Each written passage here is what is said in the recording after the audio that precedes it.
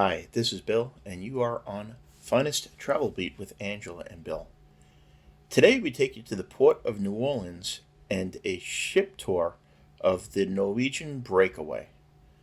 This was a special cruise we took last month. It was the Vloggers Extravaganza. I'll explain what that means in a little bit. But on this video, we're just going to show you around the ship, tell you what we liked, what we thought could have been improved, and whether the Norwegian Breakaway might be the ship for you.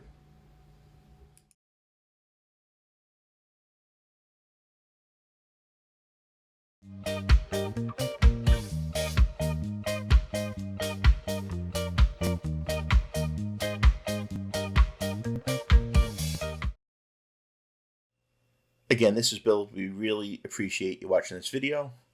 As usual, what we're going to do is walk you around the ship, point things out along the way, and then give you some important information, some personal feedback, some tips, some things to avoid, some things that are must-dos, and just in general, our opinion.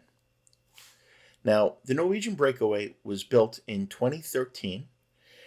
It is one of the largest ships of the Norwegian fleet at 145,000 tons and has a capacity of approximately 4,000 passengers. Now we're starting off on deck 6 and the aft side where the two main dining restaurants, Savor and Taste, are located. Norwegian Cruise Lines does freestyle dining, which means for those restaurants who do not need a reservation. We generally like to eat on the earlier side, so any restaurants we went to, we were able to sit down pretty much right away and be served. I'll talk a little bit more about the dining options and our thoughts on them throughout the video. And there's my partner in crime, Angela.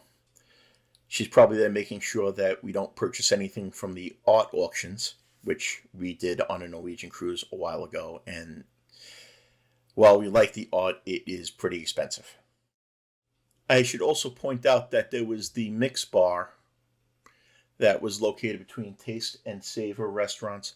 That was open most of the day and the evenings. It was a great place to get a drink. The service was excellent there, and there was really not much of a line. It was a really nice place to hang out.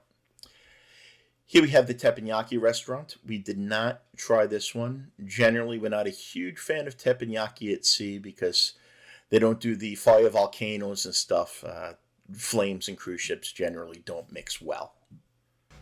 Now, this was a very packed and interesting cruise. This was actually the Vloggers Extravaganza cruise that we sailed on with fellow YouTubers.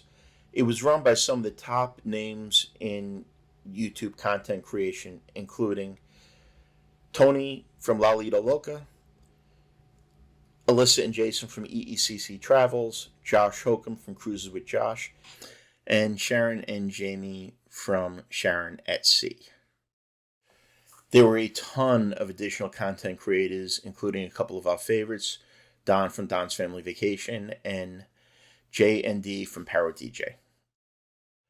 That you saw was Headliners Comedy Club. That got pretty crowded. They had comedy shows in there, and they also had some piano sing-alongs going on. If there is something going on, I suggest you get there a bit early. And also on embarkation day, that's where you can make your dining reservations, particularly for specialty restaurants. So make your way down there early on embarkation day to get that taken care of. As you can see, also there was the French Bistro. That is another specialty dining restaurant. If you have a all-inclusive package, there are certain nights where those are included. Otherwise, those are an additional cost. Now we're going to continue forward and towards the atrium area. Now here we have the atrium bar. This area was kind of the hub of activity during the evenings, afternoons and evenings, when the pool wasn't crowded on days that was a little bit chilly. Sailing out of New Orleans in the winter, it can be a little bit chilly, so we had to get a little south before it was really pool weather. Now, a couple of comments about this area. This Starbucks here is empty now. I'm not really sure why it was as empty as it was, but the Starbucks is an additional cost. They do offer packages on it They may or may not be at the time that you watch this video, because their drink packages change pretty regularly. Now, be warned that the lines for Starbucks can be pretty extensive at times, especially in the mornings. So before you purchase any type of unlimited package, bear that in mind. You may be waiting online for a while. Now, before we get too far into the ship tour, you're going to want to watch this video all the way through. Angela and I really pride ourselves in giving complete and honest feedback, both the good and the bad. And while we had a great time on this cruise, there are definitely areas where Norwegian Cruise Lines and the Breakaway has plenty of room for improvement, and we'll bring those along to you kind of throughout the ship tour as we go through it. Now, off to the side here is the guest services desk. That had a pretty good line most of the time. If you need to go to guest services, as always, try to do it early in the morning or early in the cruise. Do not wait till the last minute, or you're going to be in line for a very long time. Also, there was a shore excursion desk. This was the last day, so obviously there were no shore excursions going on. So that desk was empty. There is as you can see, there's a piano here that sometimes gets played. Now, this was kind of the hub, again, of the activities. They had different trivias going on here, sing-alongs, and a lot of the game show events. The thing that I thought was a little bit interesting was they had the Love and Marriage show going on in here. And it was definitely the Love and Marriage show. If you've been on cruises before, it can get a little risque. This one was definitely more of the light PG rated, because there was so many kids that were walking in and out. I would have liked to have seen that being held in the main theater. And the venue is also way too small to have some of the larger events. Now, you may also notice that the internet desk was located in the corner over there. The internet manager was great. He was very helpful. The Breakaway has Starlink satellite. It was the pilot project. The internet was very quick. My understanding is they're going to be very slowly rolling it out amongst the Norwegian fleet over 2023. Only a few more ships being used. Now, there was a bit of confusion with the internet package we had. I am a travel advisor, and I called the travel agent line to add the internet. I was giving incorrect information by the person that I spoke with at Norwegian. It's been very frustrating that sometimes when we call and we know what we're talking about, we're getting conflicting information from some of the newer agents. So that was a bit frustrating, but the internet manager was able to help us out, and we were satisfied with that.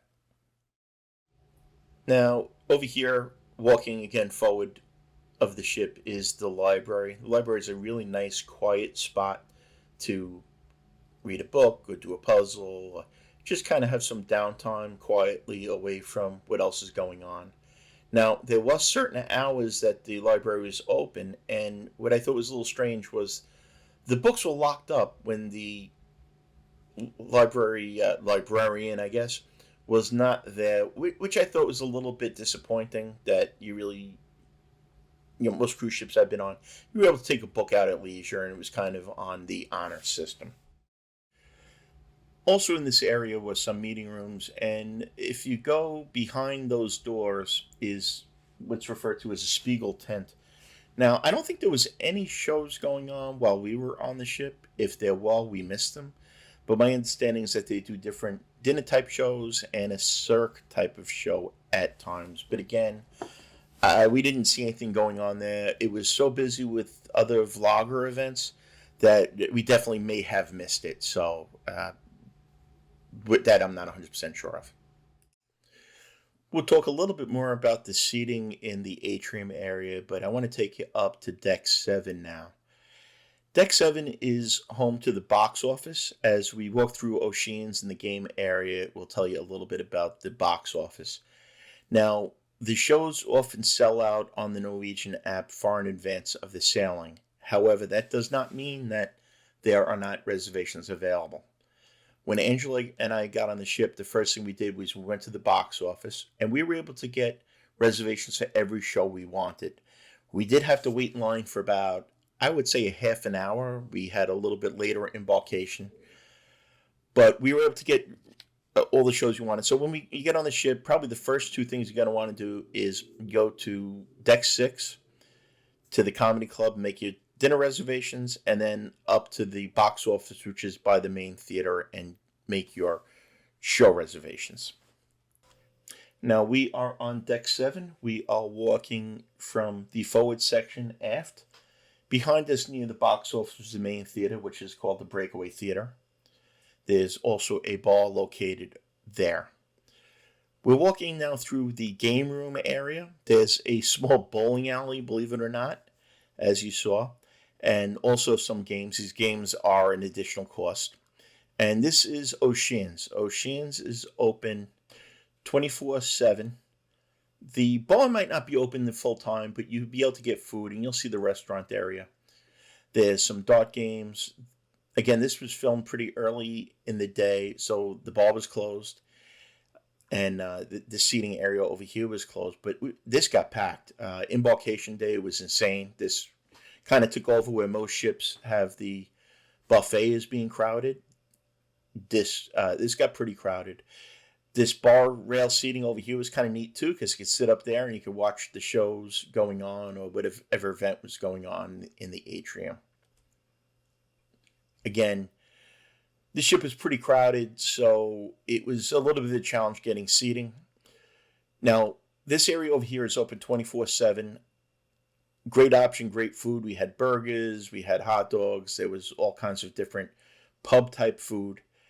Later in the day, it's one of the only things open after dinner closes down, so it tended to get pretty crowded. They would give you a beeper, and if you stayed in the area, you could return and then have a table service. But there's no like late night buffet or late night pizza, just grab and go. O'Shea's is the option. And sometimes the waits could be quite long. I waited almost an hour one night to sit down. The staff was great. They did everything they could to try to make things move along. But again, the ships are very crowded these days, so you have to be a little bit understanding. Continuing to walk aft on deck 7, you can see on the other side is the casino, the Players Club. The casino was pretty large.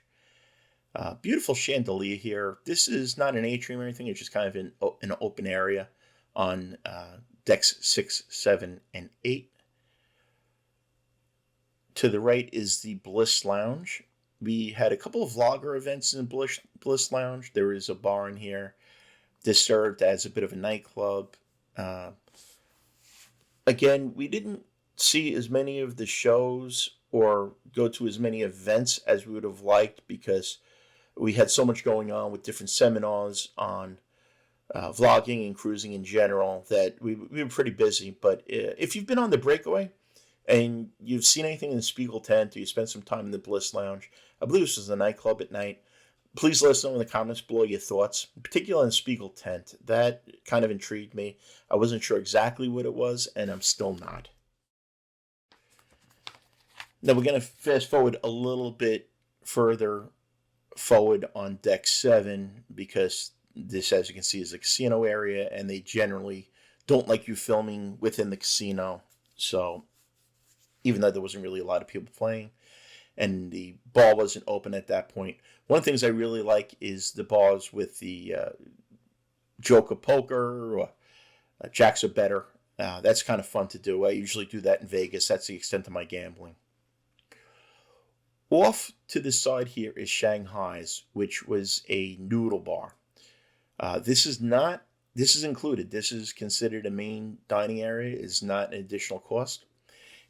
There aren't a lot of seats there, so you will have to wait a bit. Angela and I ate here on the last night. I am not generally a huge noodle bar fan, but the food was amazing. It was really good. Here's the menu here. You can see some dim sum. I'd love some dim sum. Angela, get that reference. There's noodles, fried rice, delicious desserts. That was a real surprise. I wasn't expecting to enjoy that as much as I did.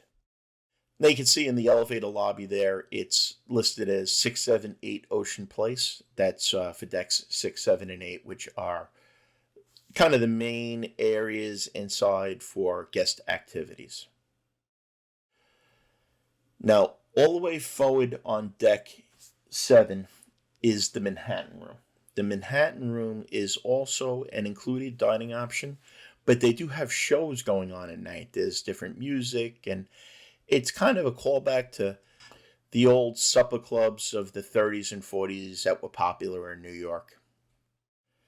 Now, unfortunately, we did not get to eat here. We had some other things going on. We had a couple of nights specialty dining. One night we ate at the Italian restaurant, which you usually do and enjoy. And the other night we ate at the Brazilian steakhouse, which was excellent. Now, up on deck 8, we are forward on deck 8. We're going to walk aft, but we're going to walk you through the waterfront. The waterfront is a very unique area on the cruise ship. It is an outdoor area where there are outdoor seating for some of the indoor restaurants. There's also bars and some games going on. And when the weather's nice, the waterfront's a really great place to be. As I walk you around here, probably not a whole lot to see, but I'm going to take this opportunity to talk to you a little bit more about the cruise that we were on. Now, again, this was the Vloggers Extravaganza cruise. The four hosts, did an amazing job on it. It was a great time. There were a lot of seminars. There was some question and answer sessions. I have plans on doing several other videos. There's a room tour video coming up. We rented out Paradise Beach Club, and if you've ever been to Paradise Beach Club, that's generally a little on the quieter side. Well, we turned Paradise Beach Club into Mrs. Sancho's, and I have some video up on that. I will upload. I'll also speak to you a little bit on a separate video about New Orleans, our thoughts on New Orleans, the good and the very not so good. But if you're enjoying this, please hit that like button, subscribe to the channel. It really helps us out, and it costs you nothing, and you just get notified when we post a new video. Over here is the outside entrance to the cigar bar, smoking area there. There's also an entrance inside, which was near Malting's Whiskey Bar. Over here is Ocean Blue. Ocean Blue is the specialty restaurant for seafood. You'll see that on the inside. We're going to take you through the inside of Deck 8 as well. But this is an area where you can kind of just get some light food and sit out there with it. There's, as you can see, bites to go and wines by the glass. Beers available as well. Now you'll see sprinkled through this video some things that we were a little bit concerned about, a little bit disappointed in, but I want to preface this by saying we had a great time. We enjoyed the cruise. Angela and I are very critical. When we go on a cruise ship, we look for what people might be disappointed in, and we prefer to let you know that. Again, not trashing it in any way, but just we feel it's important to get the full and honest, unvarnished opinion. That doesn't mean we wouldn't go on it. It just means that we found certain things that may have been a little disappointing. We walked past Wasabi. That is the sushi restaurant on the inside. They had an area on the outside.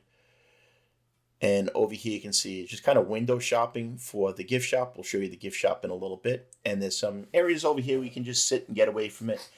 One of the things we always look for are the quiet spots where you can just kind of get away from the hustle and bustle or read a book or just sit there and look out at the water going by, which is absolutely one of our favorite things to do. We absolutely love just looking at the open ocean and enjoying ourselves, whether it be from our balcony or from one of these open deck areas.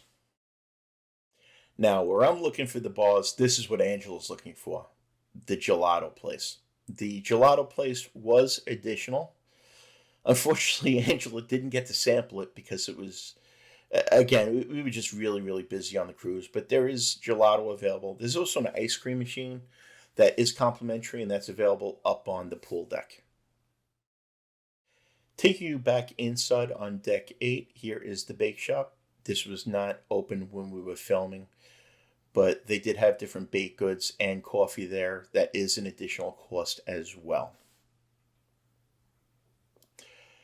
Now here is Moderno Churrascaria, which is a Brazilian steakhouse, and Cagney's traditional steakhouse. They kind of split the restaurant in two. We've eaten at Cagney's and we loved it. We've eaten at the Moderno Churrascaria a couple of times in different cruises, enjoyed that as well. One tip I'll give you about Moderno Churrascaria is go easy on the salad bar beforehand and don't go for all the food they bring out first, because it looked to me like they were bringing out the chicken and the less expensive cuts of meat to begin with, and then the good stuff came out kind of after about a half an hour or so. But that was a lot of fun. We would definitely do that again, and I would definitely try Cagney's again on the next cruise we go on. Now the waterfront is mirrored on both the port and starboard side with the different venues depending on whether they're port or starboard. We took you around the port side. This is the starboard side. We're not going to walk all the way through here, but just to kind of give you an idea that this does mirror itself on both sides. As you can see, we're back inside on deck 8. We are walking from the forward portion of deck 8, walking aft through the elevator lobby. As you can see, forward right there. At every elevator lobby, they have a menu or a directory of what is going on that floor and then other floors. Here is La Cucina. This is the Italian specialty restaurant. This is an additional charge unless you have the free at sea promotion. That was very good. We ate there one night. And over here is Sid Norman's Poorhouse. Here they had shows nightly. They had a Fleetwood Mac show when we were on it. Unfortunately, we missed it. We were doing some other stuff. We got caught up in the Deal or No Deal bug, which that was a little bit time consuming. And unfortunately, if anything that was going on in the atrium, you really needed to get there early if you had any chance of getting a seat. But people that went to Sid Norman said the shows were really, really good there.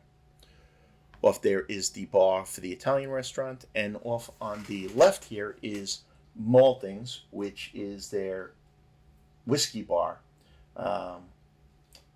Also beer, especially beers, especially whiskey. As you see over there is the entrance to that cigar lounge or smoking area that I showed you from outside before. Some nice sitting areas over here. This tended to get not as crowded as some of the other bars. It was a little bit more relaxed, real nice place. And here you can see the different prices on the things in the menu. I don't concentrate too much on the menus because, again, that does change and the pricing does change. But as you can see in here, it was very nice restaurant. We enjoyed it. You can watch some cooking off to the left there. And again, service was excellent. No complaints about the wait staff. The dinners were served in pretty much a timely manner. I'd say the average for dinner was probably about an hour and 15 minutes, which, including desserts and appetizers, I think is right within. I know some people prefer to eat very quickly. We don't. We like a little bit more of a lengthy dining experience, and I would say Norwegian, as far as their dining, that's one of their strong points, and we feel it falls in the top, one of the upper tiers of the cruise lines we've been on. And this is that open area again, looking down towards the French restaurant on deck 8. Now, off on the right here on deck 8 is the ice bar. We did not go into the ice bar. The ice bar is an additional cost. We've done the ice bar in Las Vegas, and we've also done it in Isla Mujeres, Mexico. It is really neat. It's basically a big freezer. They give you fur coats and gloves and hats, and you can go in there and spend as much time as you want at about 0 degrees or probably less. And the glasses are actually made out of ice cubes. The places you sit down are made out of ice. If you've never been to one of those before, I highly, highly recommend it. It's a lot of fun. Also, we kind of went past a little on the quickly side is Shaker's Cocktail Bar. That would be where you would get your martinis or specialty drinks there. Over here is Ocean Blue. Again, we saw that from the outside. Ocean Blue is the seafood. And then kind of wedged in the middle here is Wasabi. Wasabi is their sushi bar. Wasabi and sushi are both specialty restaurants that have an additional cost unless you have their free at sea promotion. Here is another quick view of Shaker's Cocktail Bar. There's a piano over there. Real nice place. We didn't spend a whole lot of time here, but that was another option for kind of hanging out and having a drink. Continuing on is Tradewinds Tax and Duty Free. There were several shops. Tradewinds is a tax and duty free shop.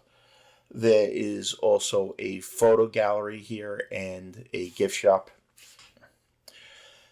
They had your typical duty-free items, chocolates, alcohol, jewelry, different types of handbags, perfumes, the typical stuff, watches, things that we would expect to see in a duty-free area. And of course, they had Effie, which is, if you've ever been on a cruise ship or to the Caribbean, you're familiar with Effie. Now, the other thing I'll point out that was interesting about a Mississippi River cruise or a cruise from New Orleans is you actually spend probably 5 or 6 hours in the Mississippi River from New Orleans before you get to the Gulf of Mexico. Because that's in U.S. territorial waters, they do charge tax on the drinks, and also the gift shops and the duty-free shops are not open while they're in U.S. territorial waters. So that was a little bit different. Excellent Photoshop. They take the pictures of you in embarkation and different dinners, and you can go through and see your pictures and purchase them at an additional cost. They had frames. They had quite a good selection of GoPro and camera equipment as well. Prices were not bad. I almost bought a new GoPro there, but I ended up deciding to wait till I get home. He would take you through Tide's gift shop. Here you had your less expensive jewelry, some clothing items, your typical logo gear with Norwegian type of t-shirts, and they had the ship models there, which I do collect. Some less expensive sunglasses, some less expensive watches, handbags, some of the items that you may need for your day, Christmas ornaments, polo shirts, kind of the typical things that you expect to see in most gift shops, including M&Ms.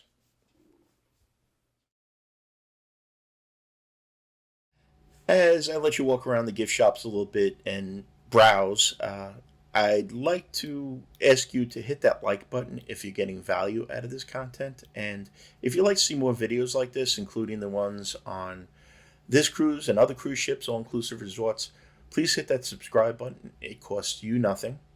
You'll get notified when we put new videos up, so you won't miss any of the content. And it lets Facebook know that what we're doing is of value, and that way they show it to other people. So it really helps the channel out.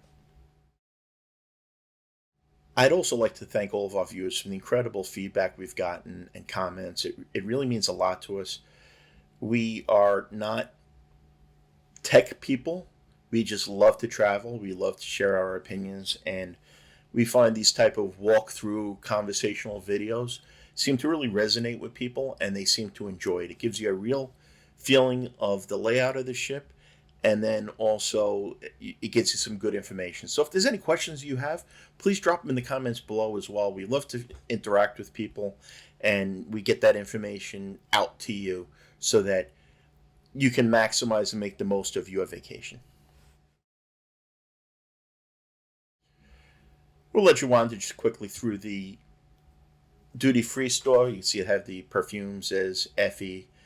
As you walk through the Effie store, they will be trying to get you to buy very, very expensive jewelry, which we don't do on cruise ships. As you see, there's watches as well. And then at the far end is the liquor. Liquor prices, be careful of. Sometimes you can get cheaper prices on alcohols at your local Sam's Club or Price Club than you can on cruise ships or at duty-free shops. So before you do so, pretty much, check your prices. And if you have the internet package, take a look on the phone and see what the pricing is of things. Also over here, they have sundries. These things are kind of expensive. Sunscreen, different types of cough drops, things of that nature that you might need. But again, any of that stuff you can bring ahead of time is going to save you some money. Things are not cheap when you purchase them in emergency on a cruise ship or at shore. Now, let's talk really quickly about one of our least favorite portions of the ship, which was how crowded the atrium got. Angel's a big fan of Deal or No Deal, and there's certain shows that we want to see, like the Love and Marriage show. As you can see, it got pretty packed. I felt that some of the shows that they had here should have been in the main theater or in a larger venue. This area tended to be people kind of took up residence and stayed there for hours at a time. It was nice. It was a nice gathering spot. But the chairs were too big. As you can see, the waiters really couldn't even get through. They were just, in my opinion, and I know Norwegian does this on a lot of their ships, they need to figure out how to split things up a little bit more, that you can get in and see a show without kind of crowding around, or having to actually, a couple times we sat all the way over by guest services and kind of had not a great angle of what was going on. But again, we had a good time. We enjoyed ourselves. But this is something that I think Norwegian, the designs of their ships need to maybe change a little bit. I haven't been on the Viva or the Prima yet. Hopefully that's a little bit different on those. But again, we were a little disappointed that some of the events were held here that really should have been in the main theater. Now I'm going to take you up to deck 16, which is the sun deck, one of the open air decks. That staircase there leads up to Vibe Beach Club. I'll talk to you a little bit about Vibe Beach Club as the video continues. We did do it, and we thought it was a fantastic, fantastic experience. Also up there you saw is the Haven. The Haven is kind of a ship within a ship concept. Luxury area that has its own dedicated restaurants, wet areas, lounges that are not accessible by the general public. Now we're walking into Spice H2O. Spice H2O is also on the same deck. It is at the aft section. There are a couple of hot tubs located up here, as well as a big screen. There is a nice little grotto over there. This is an adult-only area, 18 and above, so this would be the place you want to go if you want more of an adult-only experience. This is also where they had some of the late-night deck parties. There's a lot going on at Spice H2O. We didn't get back here a whole lot, other than for some vlogger events. This was where they had the first day's meet and greet. Got packed back there, about 1,000 people in here. Was very interesting. It was a great time in general, and we're going to do more videos on the whole vlogger cruise experience. And there's J&D from Paro DJ photobombing our video.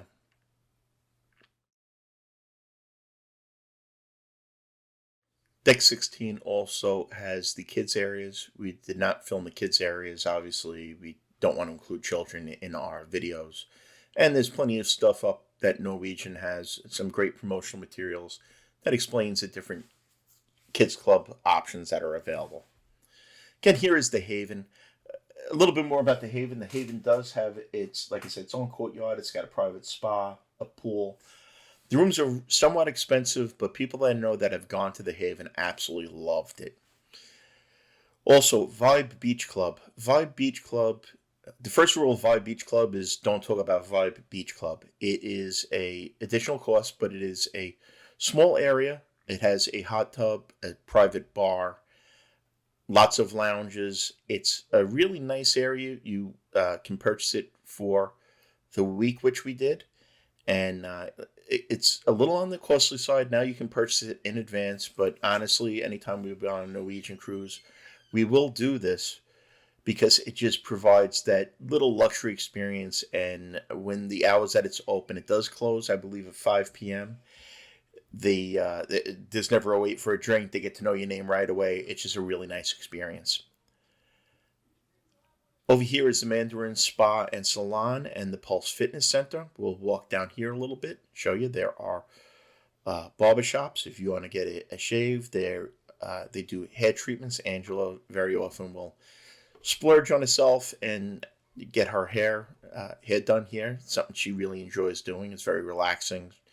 There's a lot of things that are great about cruises is that you kind of are at sea and almost forced to relax, where in your normal everyday life, these things may take away from other things. You kind of thinking, oh my God, I should be doing this or I should be doing that. On cruises, you can kind of pamper yourself a little bit. And as I always say, you can do as much or as little on a cruise as you like, which we really enjoy. I think I got a little ahead of myself with the narration. We are now on deck 15, but there are maps. I'll show you where you're going. But just so that you have an idea, this is located on deck 15. We did walk down the plenty of exercise equipment, and then they also have, as you can see, places where you can get makeup done, massages, what have you. I believe they have a good feet store, which I'm not sure about spending the amount of money on sneakers at sea are, but that seems to be a pretty popular thing these days, as well as acupuncture and steam rooms. And there's Angela over there waiting patiently for me. Now we're going to exit the spa area and back up to the open areas of deck 15. As you can see, there is a ping pong table, and if you've ever watched kids trying to play ping pong on a rocking cruise ship with the winds whipping, it's one of the most entertaining things you'll ever watch. They try their hardest, but man, ping pong, whoever thought of ping pong on open pool decks is pretty much a cruel human being, in my opinion. The pool areas and the open deck, I think because the spa took up so much space in it, the pool areas to me seemed a little bit crowded. The pools were a little smaller than we used to on ships of this size, and there didn't seem to be a whole lot of open areas. Ship was full, so getting a lounge chair definitely was a little bit of a challenge. There were several bars. The bars were really good. The service was great. No complaints there. Drinks were good, nice and cold. They were made just right for the most part. No issues at all with the bar staff, either on the inside bars or the outside areas. Walking back, you can see the water slide goes down several decks. A little bit large for water slides at this point in my life, but there were water slides and were being used quite a bit by the kids on the cruise. Now again, the pool deck I thought was a little bit small. The pools were kind of on the small side. I think a lot of that is due to the fact that the spa area is quite large and takes up quite a bit of the forward part of the ship, and the garden cafe, which is their buffet, takes up quite a bit of the aft section of the ship. We'll show you a little bit of the garden cafe later in the video. Probably not going to be a lot of food being shown. We tend not to like to film our meals while we're eating. You find just sometimes can be a little bit rude to other people that are trying to enjoy their dinners. Over here you can see the kids club area. It's a kids aqua park. It was very windy this day that we filmed, so there's a lot of things were closed. The Vibe Beach Club. Now, I mentioned how we enjoyed the Vibe Beach Club. Well, the last day of the sailing was closed due to winds, which I thought was a little bit annoying that we had paid for it and it wasn't available. Continuing past the slides and the pool and kids area is the outdoor seating for the garden cafe. There was we didn't have any problems getting seats. There was plenty of outdoor seating here, as you can see, and there was also quite a bit of indoor seating in the buffet area. So that wasn't an issue at all. Now, you walk up a set of stairs to deck 16, and here is the American Diner. Not the Americana Diner, the American Diner. This is the typical kind of diner type of food, hamburgers and things. Now, I should note this is not included. It is an additional cost. Personally, I did not think it's worth it. I looked at the prices. The prices were not, they were not cheap. As you can see, they probably changed a little bit. But to me, the prices were a little bit more expensive than I would have liked, considering that most of the food is included. You could get burgers and most of that stuff someplace else on the ship at no cost. Couldn't show you the sports court because, again, it was closed due to high winds that day.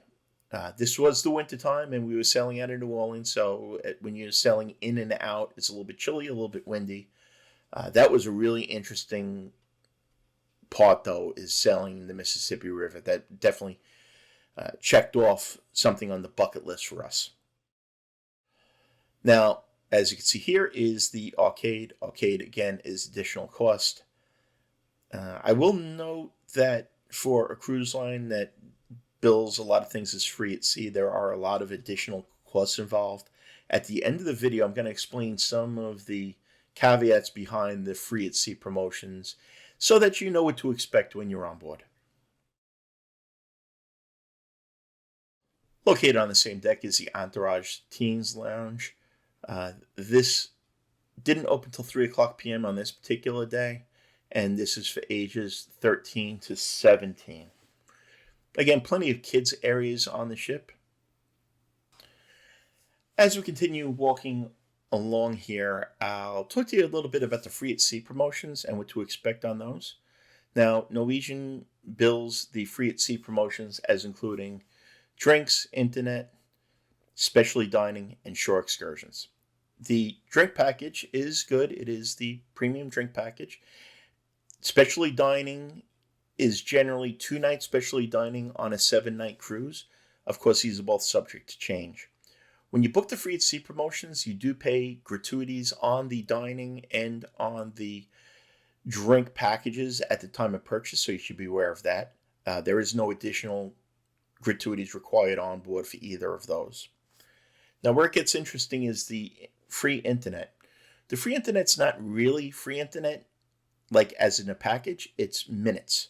So again, I'm not going to go into specifics. You can speak to your travel advisor or check that because those types of things frequently change, but it is not a complete unlimited internet package. It's a certain number of minutes that you get to use. Also, the free shore excursions is generally $50 per cabin per port used for a Norwegian cruise excursion.